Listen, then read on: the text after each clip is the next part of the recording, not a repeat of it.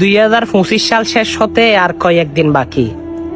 আমরা তো অনেক গুনাহ করেছি, না হয় আর কয়েকদিনের মধ্যে 2025 সাল শেষ হওয়ার আগে কালেমার দাওয়াতটা সকল মুসলমানের কাছে পৌঁছে দিই। লা ইলাহা ইল্লাল্লাহু মুহাম্মাদুর রাসূলুল্লাহ সাল্লাল্লাহু আলাইহি ওয়াসাল্লাম।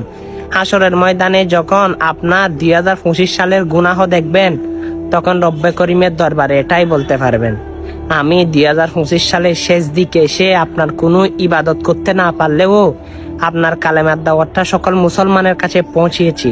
সেটা হচ্ছে শ্রেষ্ঠ কালেমা, যেটার নামই হচ্ছে জান্নাত, যেটার নামই হচ্ছে আমার রসুল, আমি যার উম্মত হয়েছি। সুবহানাল্লাহ। আর আপনার রবের প্রশংসা। সুবহানাল্লাহ। সেই কালেমার দাওয়াতটা শুনেছেন।